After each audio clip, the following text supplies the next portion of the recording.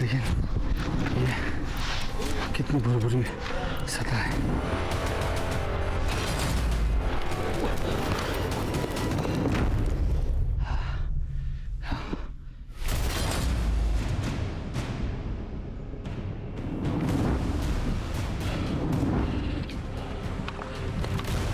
ये पत्थर हिल रहा है।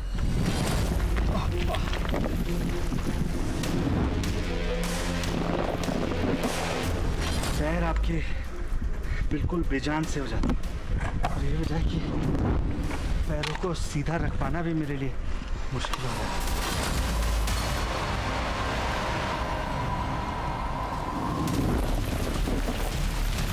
वहाँ ग्लेशियर गिर रहा है, आवाज़ सुनी तुमने?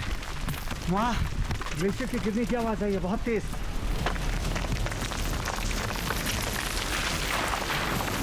ग्लेशियर के फटने की आवाज़ है और ये अगर यहाँ हो रहा है तो ये कभी भी नीचे धस सकते हैं। निकलो जल्दी, निकलो जल्दी, निकलो।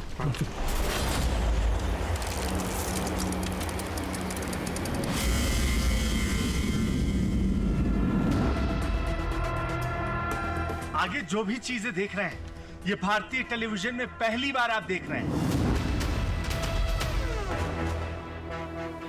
जो दृश्य इस वक्त आप देख रहे हैं यहां सिर्फ और सिर्फ TV9 भारतवर्ष का कैमरा पहुंचा हुआ है।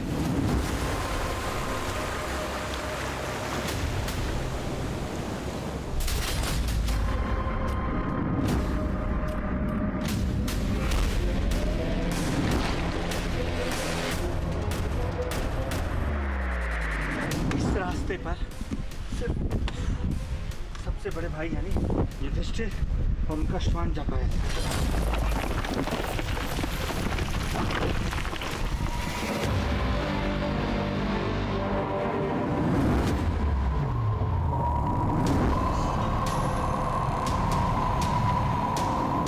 स्वर्गारोहिणी नाम तो सुना होगा, वही पौराणिक मार्ग जिसे पांडवों ने स्वर्ग जाने के लिए चुना था, जिसे दुनिया स्वर्ग की सीढ़ी के नाम से जानती है।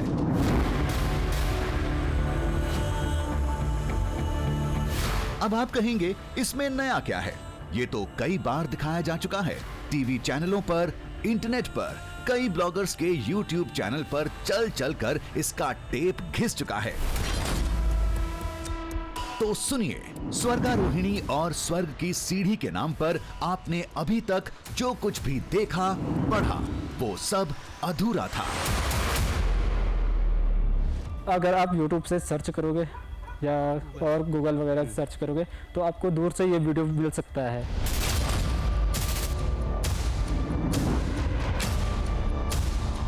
आप कलयुग में कोई गया है यहाँ? कलयुग में अभी तक कोई नहीं जा पाया। स्वर्गारोहिणी ज्यादा से ज्यादा 20 मिनट तक ही जा पाया।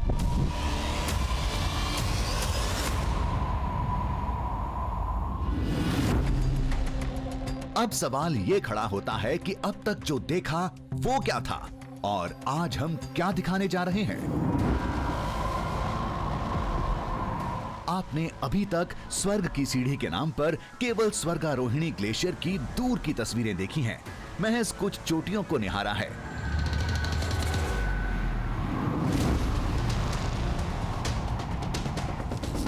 क्या आपने करीब से वो सीढ़ियां देखी हैं जिस पर चढ़कर युधिष्ठिर ने स्वर्ग की तरफ अंतिम कदम बढ़ाया था? ये देखें, स्वर्ग की पहली सीढ़ी मेरे ठीक पीछे। वो जगह देखी है जहां युधिष्ठिर को स्वर्ग ले जाने के लिए इंद्र का विमान उतरा था? यही वो जगह है जहाँ पर रथ आकर रुका था, जिस पर युधिष्ठिर चढ़े और सीधा स्वर्ग के लिए चले गए थे। सहदेव, नकुल, अर्जुन और भीम की समाधि के अवशेष देखे हैं जो आज भी हिमालय के तंग दर्रों में पड़े हैं।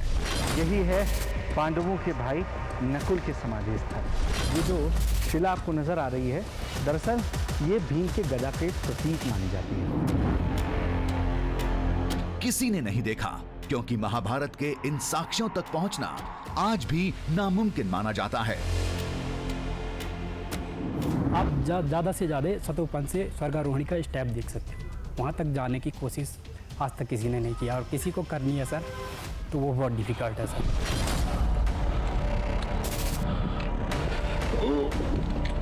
इधर उधर भटक जाएगा तो फिर यहाँ चिल्लाने से भी जो है कोई किसी को सुनाई नहीं दे पाता।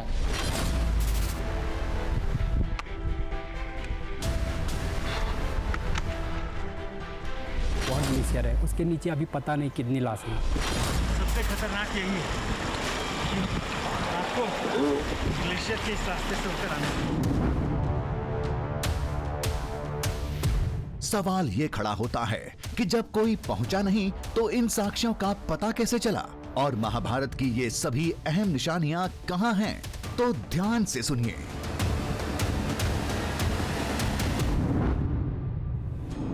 आज तक स्वर्गारोहिणी का सफर इसी नक्शे के रास्ते पर होता रहा है, जो उत्तराखंड के माणा गांव से शुरू होकर वसुधारा, लक्ष्मीवन, सहस्त्रधारा, चक्र तीर्थ होते हुए सतोपंथ झील तक पहुंचता है।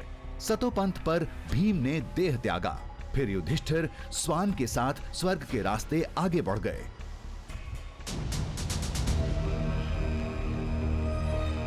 सारे शोध, सारी जानकारी सतोपंथ पर खत्म हो जाती है। उसके आगे क्या है कोई नहीं जानता। लेकिन वेद व्यास का महाभारत बताता है। महाभारत पर शोध करने वाले वैज्ञानिक कहते हैं सतोपंथ से आगे भी एक मार्ग है जिस पर केवल युधिष्ठिर और उनका स्वान चला था, जिसके अंतिम छोर पर हैं महागाथा के महासाक्ष्य, जिन्हें आज तक किसी ने नहीं देखा, क्योंकि उस कठिन मार्ग पर जाने की कोई हिम्मत नहीं जुटा पाया। स्वर्गारोहण तो पर्व ही है, उसमें चैप्टर ही है कि वो स्वर्गारोहण के लिए गए हैं। ये भी लगता है कि ये बद्रीनाथ की तरफ का ही कोई हिस्सा है, उसी पहाड़ी का आगे एक्सटेंशन होगा और स्नो कवर्ड होगा, ये भी क्लियर लगता है। मगर उससे बियॉन्ड महाभारत में कोई ये भी साफ है कि भीम के गिरने के बाद भी युधिष्ठिर कुछ देर चलते हैं, कुत्ता उनका साथ नहीं छोड़ता, कुत्ता साथ चलता है, तो वो भी 5-6-7 किलोमीटर होना ही चाहिए। तो मगर इससे बियॉन्ड महाभारत में ये नहीं दिया हुआ कि कैसी जगह थी, क्या थी। मगर विमान आए, कोई विमान वहाँ उतरने की जगह होनी चाहिए, कुछ होना चाहिए, ऐसा कुछ है क्या?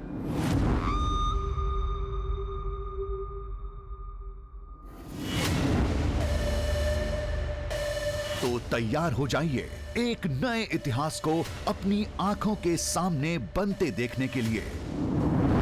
स्वर्गारोहिणी के अंतिम छोर को कदमों से नापने के लिए, जिस पर युधिष्ठिर और चंद योगियों के सिवाय कोई नहीं चला।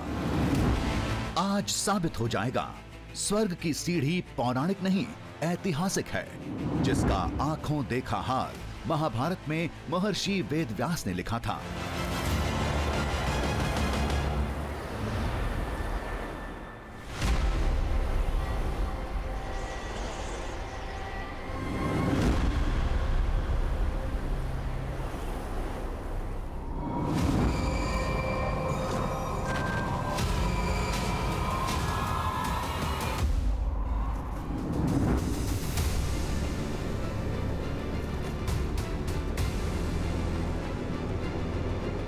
सतोपंथ से आगे क्या है, वो रास्ता कैसा है जिस पर युधिष्ठिर अकेले चले थे?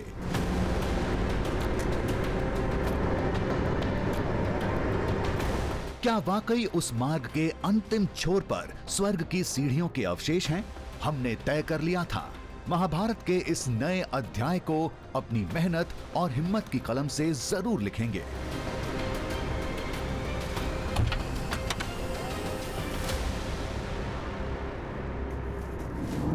इसी पक्के इरादे के साथ हम उत्तराखंड के माणा गांव पहुंचे।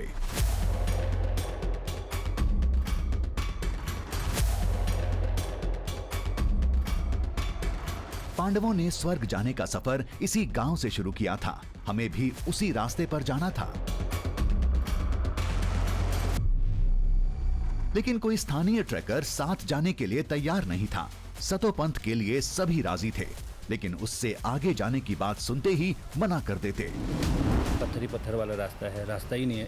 एक पत्थर के ऊपर दूसरा पत्थर रखा, उसको उस जो चिन्ह होता है वो चिन्ह दे करके वो रोड को फाइन करना पड़ता है कि डायरेक्शन ये है रास्ते का। चक्रतीर्थ तक तो प्रॉपर रास्ता आप जा भी सकते हैं कि थोड़ा बहुत दिख ही जाता है। जैसा चक्रतीर्थ क्रॉस करते हैं उसके बाद पूरा पत्थर ही पत्थर वाला रास्ता है, और उसके बाद सतोपंथ जाने तक हर कोई लोग सतोपंथी तक जाते हैं। सबने यही कहा, सभी सतोपंथ तक ही जाते हैं। वहीं से स्वर्ग की सीढ़ियां दिख जाती हैं। आगे जाने की जरूरत क्या है? सतोपंथ से 6 किलोमीटर आगे आपका स्वर्गारोहणी है, जो ग्लेशियर पे है पूरा, जो बहुत कठिन है, बहुत ज़्यादा डिफिकल्ट है। वहाँ सिर्फ गया था युधिष्ठिर और उनका स्वान, एक स्वान था उनके साथ, वो दोनों ही गए। वहाँ से आगे आपको बोल्डर मिलेंगे। आज तक जो भी गया है वहाँ ग्लेशियर है, उसके नीचे अभी पता नहीं कितनी लाशें हैं।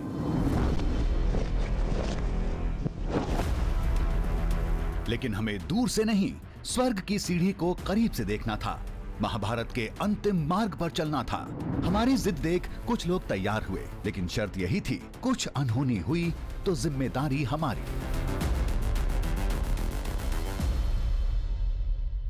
सर हमारा काम ही यही है, ट्रैकिंग। हम ही मुश्किल होता है वहाँ जाने के लिए, तो आप कैसे जा पाएंगे? आप तो ऐसे बोले कि चलो जी हमको सीधा ले जाओ, कुछ आपका प्रॉपर कोर्स किया है, कुछ ऐसा किया है, तो चलो भाई। तो ये है कि हम ज़बरदस्ती आप कह रहे ले जाओ, तो वो जवाबदारी आपकी, हम आपको ले जाएंगे भाई साहब, ऐसी कोई दिक्कत नहीं है। और लेकिन रिस्पॉन्सिबिलिटी आपकी है।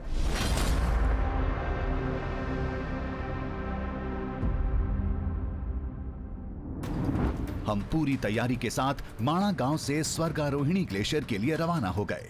इस सफर में हमारा पहला पड़ाव था सतोपंथ झील।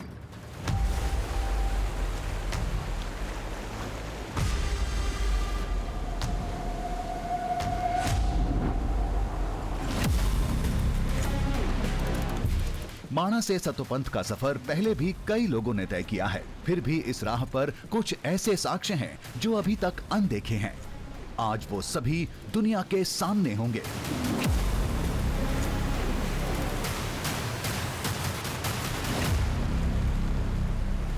अब ये रास्ता इतना आसान नहीं कि आप इसे आसानी से चलते हुए पार कर लें, क्योंकि रास्ते में आपको कई ऐसे खतरों से दो चार होना पड़ता है जिसमें आपकी जान भी जा सकती है। जैसे अभी जिस पैसेज से मैं जा रहा हूँ, यहाँ ज़रा सी भी गलती, ज़रा सी चूक आपको सीधे, आप देखिए, उस नदी में ले जाएगी जो इतनी तेज़ बह रही है कि उसकी आवाज़ यहाँ तक आ रही है। पूरा रास्ता खतरों से भरा पड़ा है। पहाड़, पत्थर, नदी, ग्लेशियर, वो सब मिलेंगे जो मुश्किलों में चार चांद लगाएंगे। हमें उस ग्लेशियर को पार करना है। हमारा पहला जो टारगेट होगा वो यही है कि इस ग्लेशियर को पार करके आगे की ओर बढ़ना, जिसके लिए रास्ता हमें खुद बनाकर चलना होगा।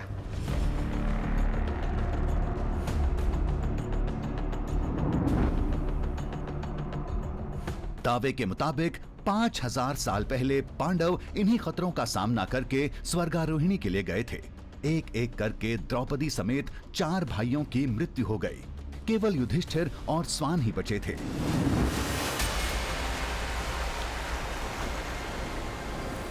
राह के पहले रोड़े से सामना हुआ। ग्लेशियर का विकराल मुंह सामने था, जिसमें से अलकनंदा नदी भारी शोर के साथ बह रही थी।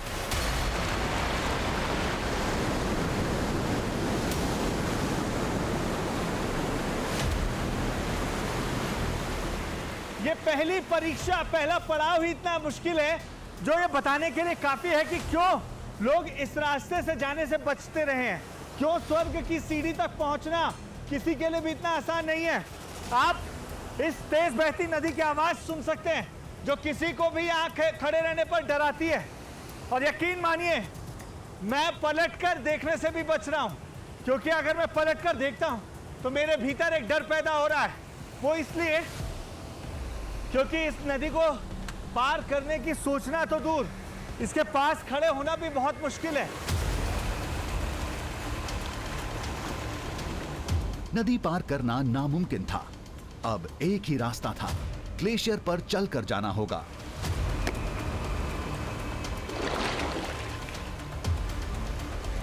हर कदम संभल कर रखना था। थोड़ी भी दरार पड़ी तो ये तेज धार कहीं दूर फेंक देगी। देखिए, ये ग्लेशियर धूल और आंधी की वजह से आपको ग्लेशियर की तरह नज़र नहीं आ रहे होंगे, लेकिन अगर मैं इसे पैर से मार कर दिखाऊं तब आप समझ पाएंगे कि ये कितने कड़े हैं और इसको तोड़ पाना भी मुमकिन नहीं है। और हम इस पूरे ग्लेशियर के बीचों बीच इस वक्त मौजूद हैं। हमें बहुत ऊपर जाना है। इसे पार करने के बाद शायद हमें वो रास्ता दिखना शुरू हो जो हमें आगे स्वर्गारोहिणी का रास्ता बताए। अभी बहुत पड़ाव आने बाकी हैं, लेकिन पहला ही पड़ाव, पहली ही परीक्षा इतनी कठिन है।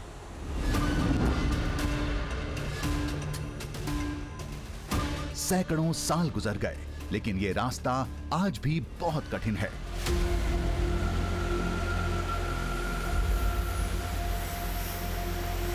महाभारत के महाप्रस्थानिका पर्व में लिखा है, इन्हीं मुश्किलों ने एक एक करके पांडवों की जान ली थी, जिसमें सबसे पहले प्राण नकुल ने त्यागे थे।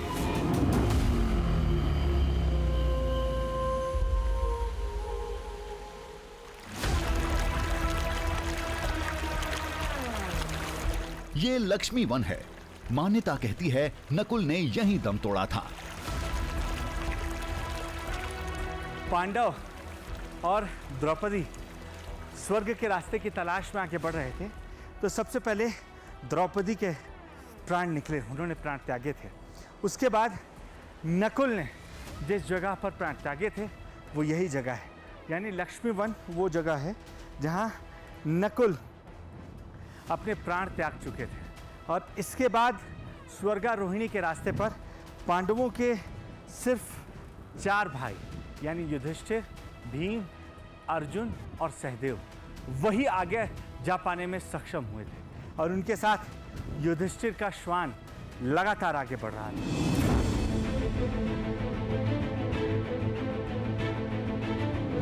यहाँ का कोना कोना हरियाली से भरा था।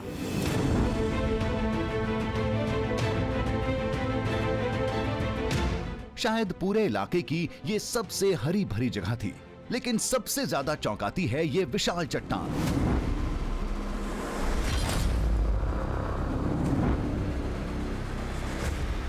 ये कुछ और नहीं, दावे के मुताबिक नकुल की समाधि है, जिसे युधिष्ठिर ने अपने हाथों से तराशा था।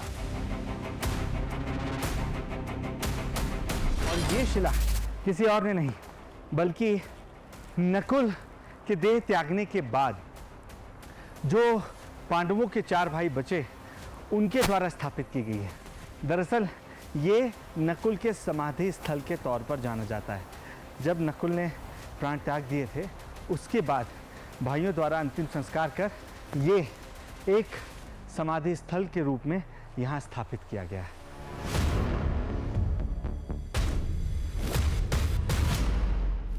स्वर्गारोहिणी के मार्ग पर ऐसा भी कोई साक्ष्य है, ये शायद ही किसी को पता होगा। उससे आगे बढ़े तो गधे के आकार की एक लंबी चौड़ी चट्टान दिखी। इसे भीम की गदा का प्रतीक माना जाता है। कहते हैं महाबलशाली ने अपना प्रिय शस्त्र यहीं त्यागा था।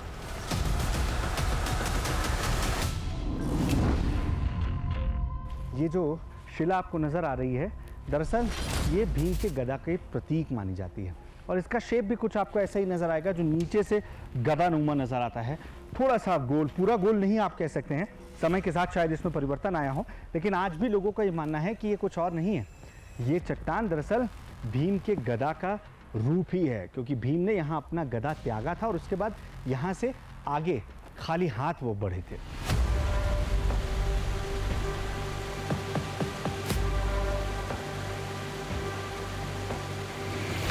ये मार्ग तो आज भी अद्भुत है। न जाने कितनी अनदेखी निशानियां पड़ी हैं, आगे और भी हो सकती हैं।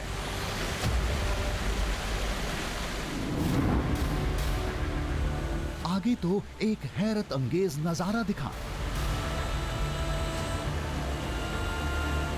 सामने विशाल पर्वत खंड था। सैकड़ों फीट की ऊंचाई से पानी की कई धाराएं फूट रही थीं। इस जगह को सहस्त्रधारा कहते हैं।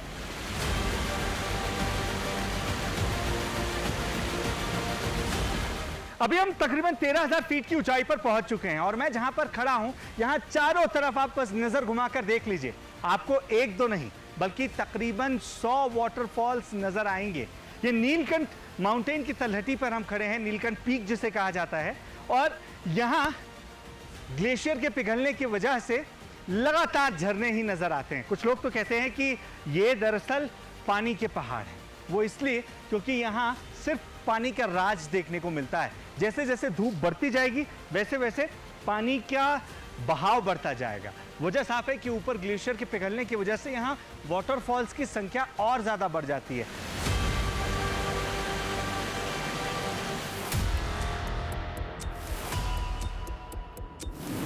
ये झरनों का दिव्य संसार था। इसकी एक और पहचान है, कहते हैं यहां सहदेव की मृत्यु हुई थी, उनकी समाधि भी है। यानी यहां से केवल 3 भाई अर्जुन, भीम और युधिष्ठिर ही आगे बढ़े थे।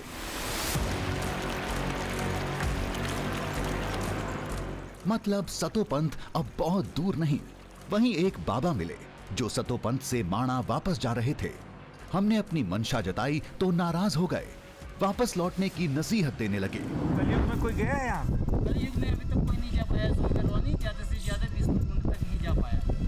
उसके पहले जो है कोई जाने को कोई चेष्टा भी ना करे, क्योंकि जो है ग्लेशियर जो है, बर्फ जो है, खड़ी बर्फ है, उसके ऊपर में पैर रखने की जगह नहीं है, तो ऊपर आप चढ़ोगे कैसे? इधर उधर भटक जाएगा तो फिर यहाँ चिल्लाने से भी जो है कोई किसी को सुनाई नहीं दे पाता। नसीहतों को ध्यान में रखकर आगे बढ़े। एक ही मकसद था, हर हाल में सतोपंथ झील से आगे जाना था। युधिष्ठिर के आखिरी पथ पर चलना था। स्वर्गारोहिणी ग्लेशियर में प्रवेश करके स्वर्ग की सीढ़ी को एकदम करीब से देखना था। सीढ़ियों के अवशेष आज भी हैं, बाबा ने भी यही बताया था।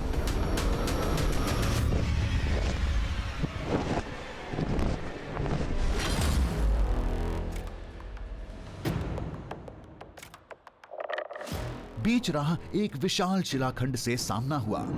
ये चक्र तीर्थ था।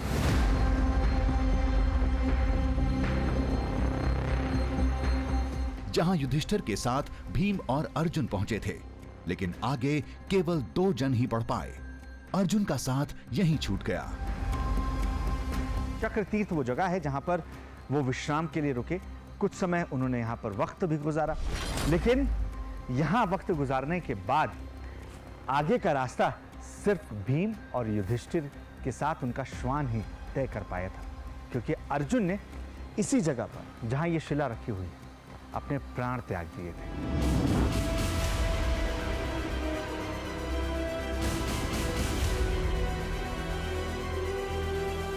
जिस योद्धा के नाम से पूरा कुरुक्षेत्र कांपता था, इस इलाके में वो भी इतना लाचार हो गया, कठिनाइयों के आगे टिक नहीं पाया।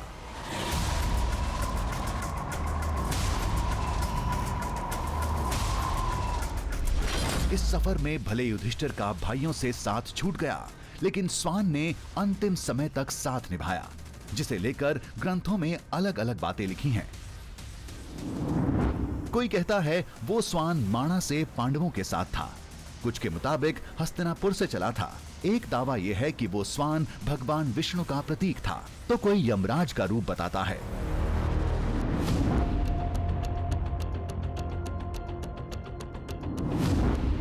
कुछ देर बाद हम सतोपंथ झील पर थे,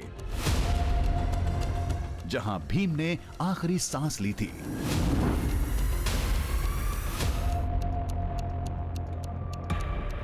स्वर्गारोहिणी के रास्ते में सतोपंथ झील सबसे अहम पड़ाव माना जाता है।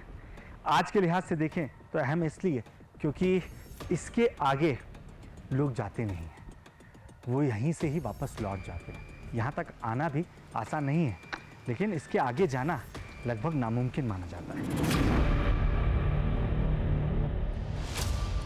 आम लोगों के लिए स्वर्गारोहिणी की यात्रा यहीं खत्म हो जाती है, लेकिन वैज्ञानिक शोध और ग्रंथ दोनों बताते हैं युधिष्ठिर इससे आगे गए थे।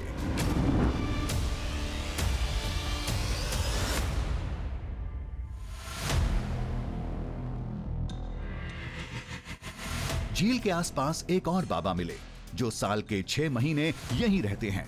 बाबा ने बताया झील से आगे का रास्ता बहुत दुर्गम है अगर जान की परवाह नहीं है तभी आखिरी पड़ाव तक पहुंचा जा सकता है। अगर जीते जी आप कहोगे स्वर्ग जाना है, वो नहीं हो सकता।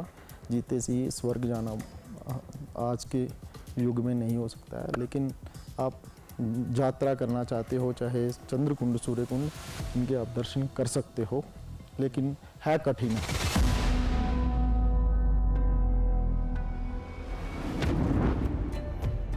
कई बड़ी मुश्किलों का सामना करके ये बाबा उस अंतिम छोर तक पहुंचे थे। हमने पूछा क्या दिखा था, फिर जो पता चला उसे सुन हम चक्कर खा गए।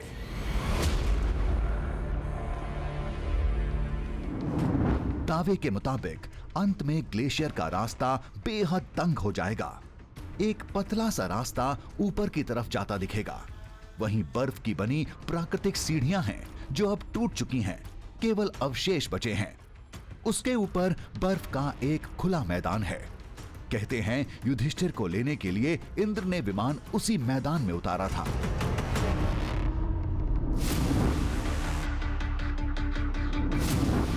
जो आज तक नहीं हुआ वो अब होगा। पहली बार कोई टीवी कैमरा सतोपंथ झील से आगे जाएगा, स्वर्गारोहिणी के अंतिम छोर तक, स्वर्ग की सीढ़ी के बेहद करीब। जो स्वर्गारोहिणी का असल रास्ता है वो दरअसल इस सतोपंथ झील के बाद ही शुरू होता है, और ये वो रास्ता है जिस पर कोई जाता नहीं है, जिसे लेकर कोई तस्वीर दुनिया के सामने नहीं। और ऐसा इसलिए क्योंकि उसकी कोई जानकारी दुनिया के सामने अब तक आ नहीं पाई है। लेकिन आज हम कोशिश कर रहे हैं कि सतोपंथ के आगे जो स्वर्गारोहिणी का असल रास्ता है उसका दृश्य हम आपको दिखा पाएं।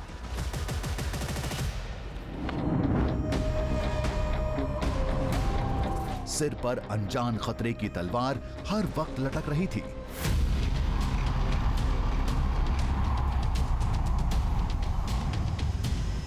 कोई तो बड़ा खतरा होगा, तभी लोग इससे आगे नहीं जाते होंगे। लेकिन खुशी भी थी, पहली बार ये पौराणिक रास्ता दुनिया की नजरों के सामने था।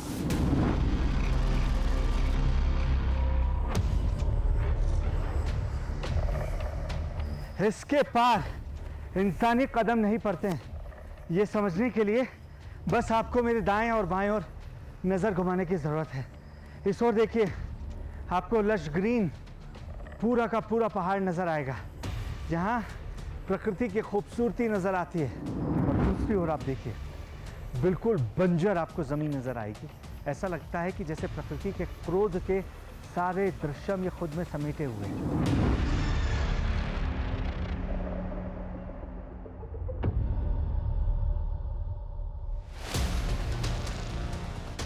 स्वर्गारोहिणी ग्लेशियर की झलक मिली।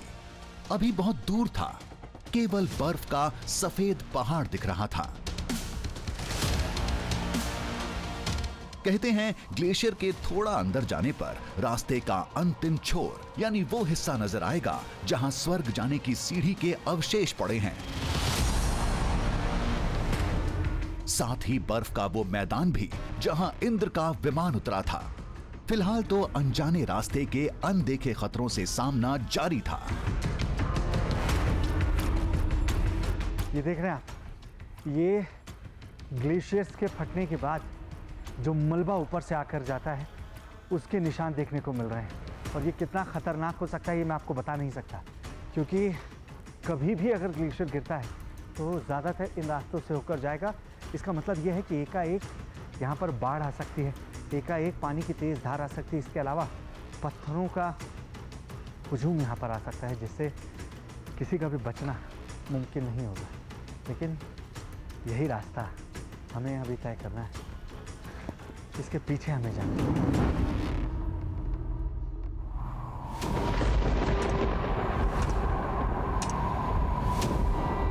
बादलों की गड़गड़ाहट सुन दिल कांप गया। ये आवाज नए जोखिम को जन्म दे रही थी।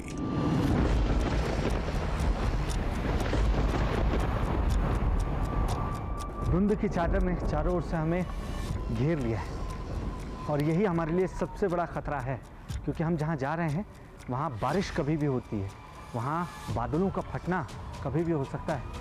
और ऐसे में ये रास्ता पार कर पाना या अपनी मंजिल तक पहुँच पाना मुमकिन नहीं हो पाएगा।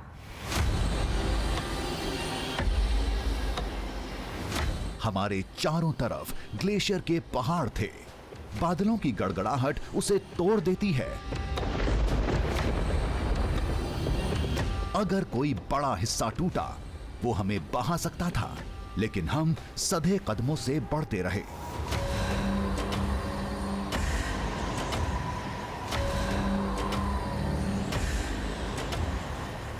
चंद योगी, तपस्वी और बाबा जो इधर कभी कभार आते हैं, उन्होंने महाभारत के हिसाब से कुछ इलाकों की पहचान कर रखी है।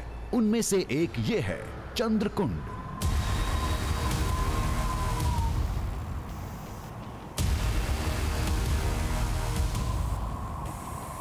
अब जो दृश्य हम आप देख रहे हैं, आगे जो दृश्य हम आप देखने वाले हैं, ये पहली बार भारतीय टेलीविजन पर कोई भी देखने वाला है, क्योंकि जिस जगह पर मैं खड़ा हूं या आगे जहां मैं जाने वाला हूं, वहां आज से पहले कोई टेलीविजन कैमरा नहीं पहुंचा था। यहाँ सिर्फ TV9 भारतवर्ष की 3 दृश्य पहुंची हुई है। मेरे पीछे ये आप गोल आकृति देख रहे हैं, जिसमें बीच से एक पानी की धार बह रही है। दरअसल ये चंद्रनुमा आकृति है। माना यह जाता है कि जिस तरीके से चंद्रमा अपना रूप धारण करते हैं, उसी तरीके से ये कुंड भी रूप धारण करता जाता है। ये चंद्रकुंड है।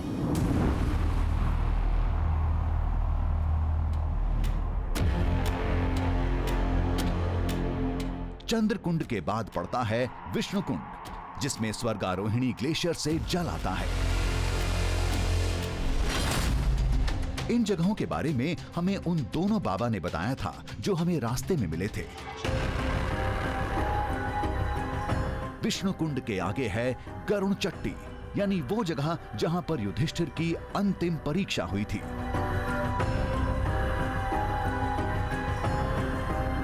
ये वो जगह है जहां पर युधिष्ठिर जी से ये परीक्षा के लिए पूछा गया कि आगे स्वर्ग के लिए सिर्फ एक जीव ही जा सकता है, या तो आप या तो आपका श्वान। और उस समय युधिष्ठिर जी ने कहा कि चूंकि मैं जब इस रास्ते पर निकला तो मेरे सारे भाई मेरा साथ छोड़ दिए, मेरी धर्मपत्नी ने मेरा साथ छोड़ दिया, सिर्फ इस श्वान ने इस पूरे रास्ते में मौत का सामना करते हुए मेरा साथ दिया है। इसलिए धर्म के लिहाज से जरूरी है कि आप इस श्वान को अपने साथ स्वर्ग ले जाएं। और यही परीक्षा थी युधिष्ठिर जी की, क्योंकि इसके बाद स्वर्ग का रास्ता श्वान और युधिष्ठिर दोनों के लिए खुल गया। यहां पहुंचकर हमें भी यही महसूस हुआ। रास्ता बिल्कुल साफ है और यहीं हम कुदरत को समझने से चूक गए। आगे पत्थरों का समंदर था और इस पर चलकर जाना था।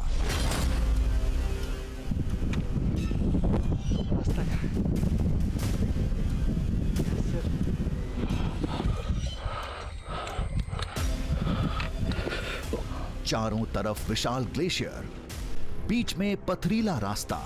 अगर ग्लेशियर टूटकर गिरे तो भागने का मौका भी नहीं मिलेगा।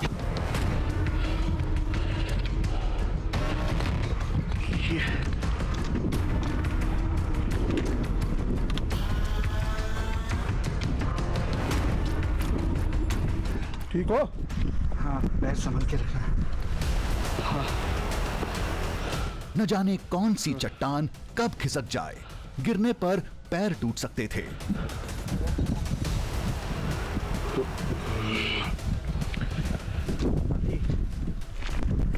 पैरों को सीधा रख पाना भी मेरे लिए मुश्किल हो रहा है।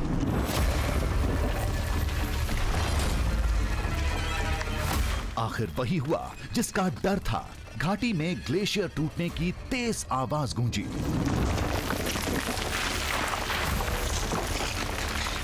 वहां ग्लेशियर गिर रहा है। आवाज सुनी तुमने? वहां ग्लेशियर के गिरने की आवाज आई है, बहुत तेज। गिरा गिरा गिरा। उफ, आगे मत बढ़ना, रुके रहो। अगर भाग्यशाली रहे तो वो इधर नहीं आएगा। अब हम सिर्फ भाग्य के भरोसे यहाँ इंतजार कर सकते हैं। बहुत तेज आवाज थी, जैसे कोई बम फटा हो।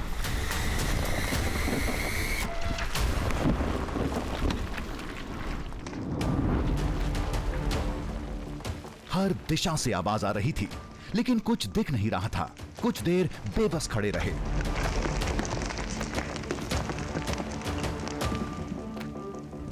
जैसे ही आवाज खत्म हुई तेजी से आगे बढ़े,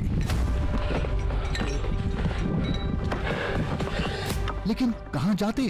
खतरा केवल आसमान में नहीं, कदमों के नीचे भी था।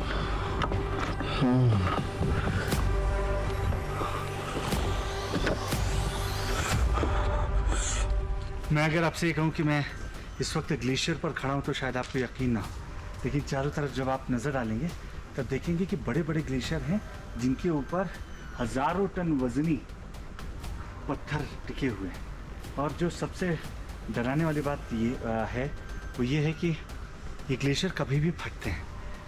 हम जब चल रहे हैं तो हमें आसपास से लगातार ग्लेशियर के फटने की आवाज़ आ रही है। देखिए वो फट गई, देखा, ग्लेशियर के फटने की आवाज़ है। और ये अगर यहाँ हो रहा है तो ये कभी भी नीचे धंस सकते हैं। निकलो जल्दी, निकलो जल्दी, निकलो। चलो चलो चलो। ये कब कहाँ कैसे होगा कोई नहीं जानता है, लेकिन नहीं, इस साइड से नहीं, उधर से चलो जहाँ ज़्यादा स्ट्रॉन्ग दिख रहा है।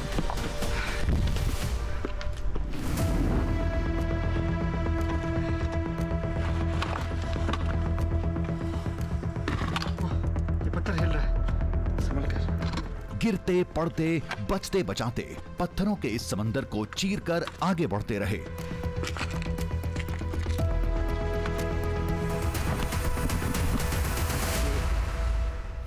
इस तरह हम स्वर्गारोहिणी ग्लेशियर के काफी करीब पहुंच गए, जिसमें स्वर्ग की सीढ़ी के अवशेष होने का दावा किया जाता है।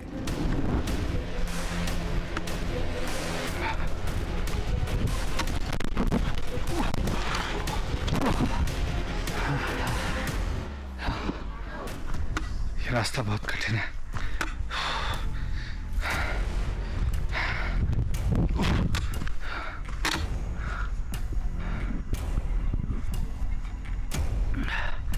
दोनों तरफ खाई है, बीच में ये पतला रास्ता आपको तय करना है। भारतीय टेलीविजन के इतिहास में पहली बार कोई कैमरा इस दृश्यम को कैद कर रहा था। हम सतोपंथ से 6 किलोमीटर आगे थे, उस पगडंडी पर, दावे के मुताबिक जिस पर चलकर युधिष्ठिर और उनका स्वान स्वर्ग पहुंचे थे। मौसम की लुकाछिपी के बीच कुछ देर बाद हम स्वर्गारोहिणी ग्लेशियर में थे। ये ग्लेशियर जो हमें नजर आ रहा है, ये स्वर्गारोहिणी ग्लेशियर ही है। हालांकि अभी ऊपर का कोई भी दृश्य हम आपको नहीं दिखा पा रहे हैं। वजह कोहरे का होना है, बादलों का होना है।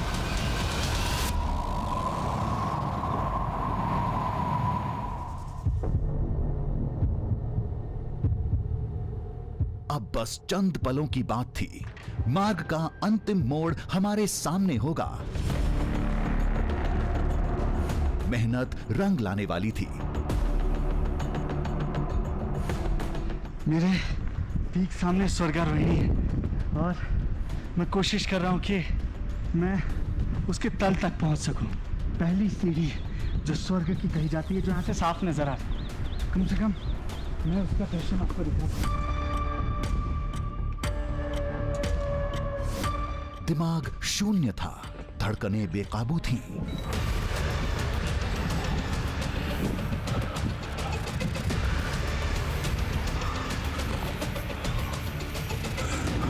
कदम कांप रहे थे। इन पलों को कैसे बयां करते, शब्द नहीं सूझ रहे थे, क्योंकि सामने आने वाला था भारतीय टीवी इतिहास में पहली बार स्वर्ग की सीढ़ियां साक्षात।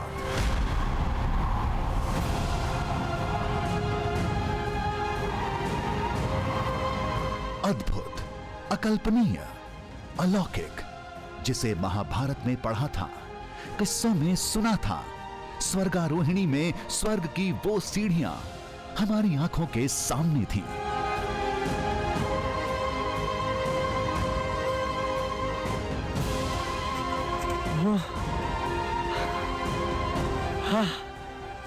अनबिलीवेबल, जो इससे पहले कभी नहीं हुआ, वो आप आज TV9 भारतवर्ष पर पहली बार देख रहे हैं। मैं इस वक्त स्वर्गारोहिणी ग्लेशियर पर हूँ और यकीन मानिए मैंने भी नहीं सोचा था कि मैं स्वर्ग की इस सीढ़ी को ठीक उसके नीचे बैठकर देखने वाला हूं। हम खुशी से चीखना चाहते थे, जश्न मनाना चाहते थे, लेकिन नाजुक ग्लेशियर में तेज आवाज घातक हो सकता था। लिहाजा एहसास को दबोचे, नजारे को निहारते रहे।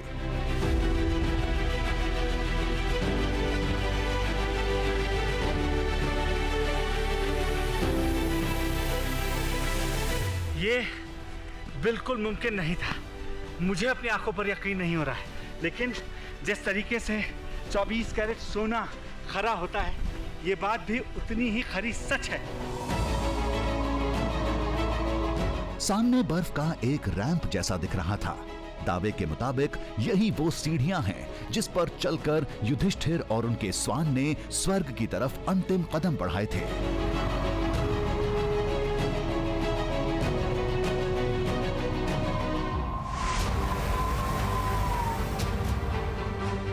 कहते हैं पहले यहां सीढ़ियां रही होंगी, अब उसके अवशेष रह गए हैं। फिर भी सीढ़ियों जैसा कुछ आकार दिख रहा था। आप गिन सकते हैं, सबसे पहली सीढ़ी, सबसे नीचे सबसे बड़ी जो दिख रही है, उसके ऊपर दूसरी सीढ़ी, तीसरी सीढ़ी, और उसके बाद सीढ़ी का रूप बिगड़ता जाता है। कुछ योगियों का दावा है पहले सीढ़ियां साफ दिखती थीं, लेकिन कलयुग के बढ़ने के साथ वो टूटकर बिखरती चली गईं। ये सबसे नीचे पहली सीढ़ी, और उसके बाद दूसरी सीढ़ी साफ नजर आती है, तीसरी सीढ़ी साफ नजर आती है। फिर वहां पर माना यह जाता है कि कलयुग की वजह से सीढ़ियां टूट गई। सीढ़ियों का रास्ता एक मैदान पर खत्म हो रहा था। मान्यताओं के मुताबिक यही वो जगह थी जहां इंद्र का विमान स्वर्ग से धरती पर उतरा था।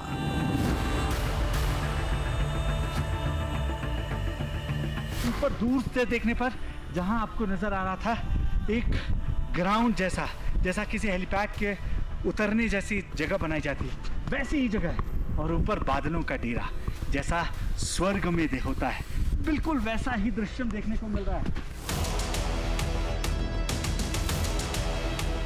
5000 साल पुराने ये साक्ष्य, स्वर्गारोहिणी का अंतिम पथ। दावे के मुताबिक स्वर्ग की सीढ़ियां पहली बार किसी टीवी कैमरे पर इतने करीब से रिकॉर्ड हो रहे थे, जिन्हें चंद योगियों के सिवाय किसी ने नहीं देखा।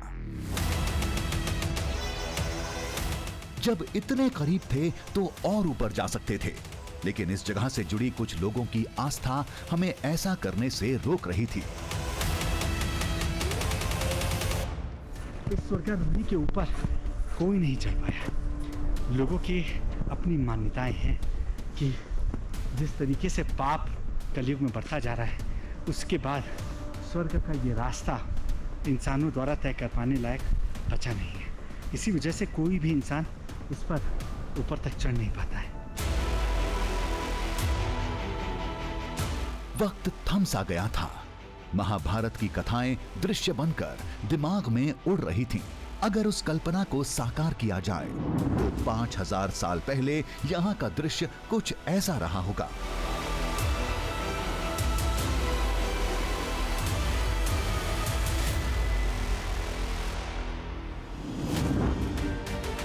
चेहरे पर विजय का भाव था। जो आज तक कोई नहीं कर पाया, उसे हमने कर दिखाया। स्वर्गारोहिणी ग्लेशियर में उस जगह को खोज निकाला जिसे महाभारत का पुराण, योगी तपस्वी और आज के पुरातत्व वैज्ञानिक स्वर्ग की सीढ़ी मानते हैं।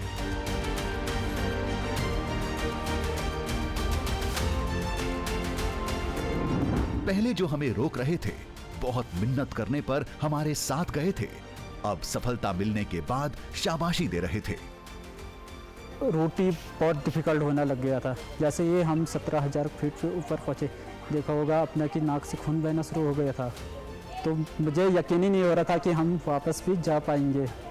लेकिन जैसे ही वेदर चेंज हुआ, पूरा रूट पूरा धुंधी धुंध छा गया था वहाँ पे।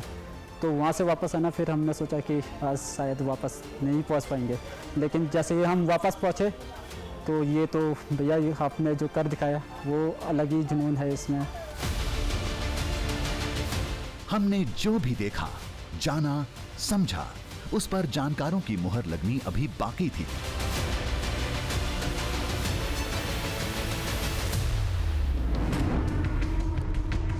हम फिर उस शख्स के पास पहुंचे जिन्होंने देश के चुनिंदा 10 वैज्ञानिकों के साथ महाभारत पर 15 साल शोध किया है।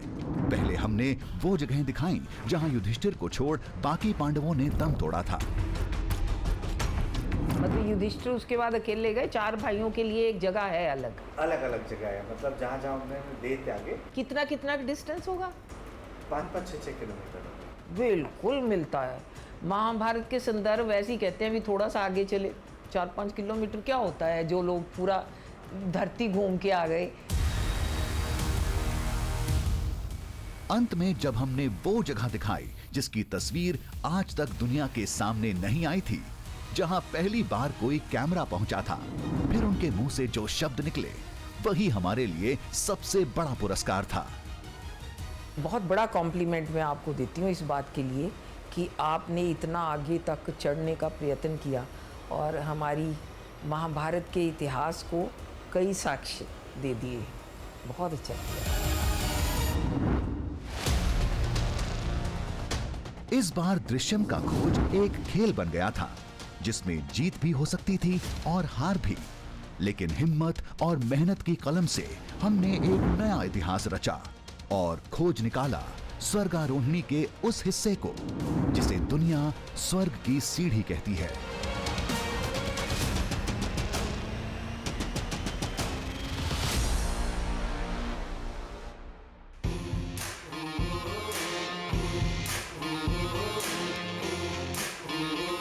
दरिया में झांकेंगे, पर्वत को नापेंगे, बांधेंगे धरती को अंबर की डोरों से, सूरज के चेहरे से पर्दा हटाना है, तूफान आंधी को भी अब चीर के जाना है, कुदरत की मुट्ठी से अब छीन लाएंगे हम, कुदरत की मुट्ठी से अब छीन लाएंगे हम।